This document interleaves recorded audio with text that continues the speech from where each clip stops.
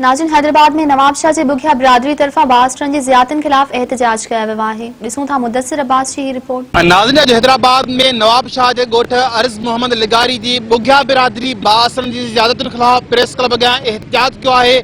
असीं हिन वारे हिन एहतजाज में शरीक अॻवान सां ॻाल्हि ॿोल कंदासीं। हिन वधीक छा चवणु आहे? ॻोठ जे भरिसां ज़रई ज़मीन आहे जेको वाहड़ा 2012 खां कानून पास थी चुको आहे, उहा ज़रई ज़मीन कैंसल थी चुकी आहे। उन जो मसलो आहे, उन में असांजो नेकाल जो पाणी थो वञे, उहो दरिया जो इखराज पाणी बि कंदो आहे। हेठि जेको आहे सो दरिया समुंड ॾे उन मां पाणी बि वेंदो आहे। उन ते बासर माण्हू जेको आहे सो कब्ज़ो करणु चाहिनि था। उन जे बावजूद बि असांजे मथां कूड़ियूं FIR अन जी 70 बोरीअ जी FIR वरी पाण खे गोली हणी FIR जेको आहे सो कराई वई आहे असांजे मथां।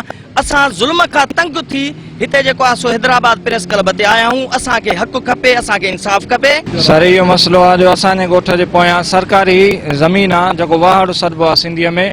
उन ते कासिम जानी ऐं अब्दुल वहीद हुन जो दोस्त आहे, बासर माण्हू जेके कब्ज़ो करणु चाहिनि था। उहो असां जेको गवर्नमेंट अलो कयो आहे ॻोठ वारनि खे, उन्हनि जो नेकाल आहे, उन ते हू कब्ज़ो करे उनखे आबाद करणु चाहिनि था ऐं ॻोठ वारनि ते हमिलो कयो अथनि, कूड़ियूं FIR करायूं अथनि। ॻोठ वारनि खे मोतमार धमकियूं ॾेई आया आहिनि, उन्हनि ते 3-4 FIR करायूं अथनि।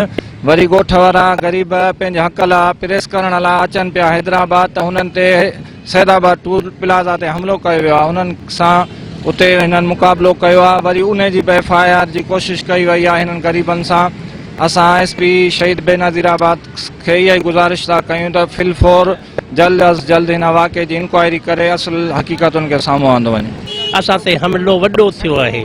मुंहिंजे बच्चनि में गोलियूं हलायूं वयूं आहिनि ऐं FIR कटाई वञे थी। हर भरू असां ते नाजाइज़ी आहे, वॾी नाजाइज़ी आहे। वहीद डायरी ऐं कासिम बुगो इन जो ऐं असां ॿिया बि 4 आहिनि नामालूम, नथा सुञाणे सघूं। असीं गुंडागर्दी कनि था। असांखे सुकून खपे ऐं अमन खपे। जी साईं, जीअं त असांजे ॻोठ जे भरिसां हिकु सरकारी वार्ड आहे जेको ॻोठ जो आसास थियल आहे।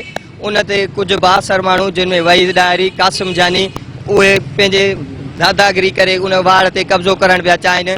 उन्हनि खे पहिरां आल्टेकर ते भत्तो वसूल कंदा हुआ, जिन जी SSP साहिबु तनवीर अहमद तुनियो साहिब खे ख़ुदि खे ख़बर आहे त ही भत्ताखोर आहिनि। उन जे बावजूद जॾहिं उन्हनि खे उतां कुझु हासिल न थियो, उन खां बाद अचे असांजे ॻोठ जे भरिसां कणिक पियल हुई जिन ते उन्हनि कब्ज़ो कयो ऐं उहा कणिक बि हिननि खे न मिली। उन खां बाद हिननि गोलियूं पाण खे हणी हयूं। जॾहिं असां प्रेस क्लब ते अची रहियासीं हैदराबाद, त हुननि असांजे मथां हमिलो कयो, कातिलाणो हमिलो कयो, जिन में Waheed diary press club Shahpur जाना जो सदर बि आहे ऐं जेको आहे सो साफ़ी कासिम जानी, अख्तियार डायरी, सरवाण बुगियो ऐं ॿिया कुझु उन्हनि सां बासर माण्हू आहे जिन असां ते हमिलो कयो। असीं आला अख्तियारनि खे अपील था कयूं त वाक़े जी अणधूरी जांच करे असां ग़रीब ॻोठाणनि सां इंसाफ़ कयो।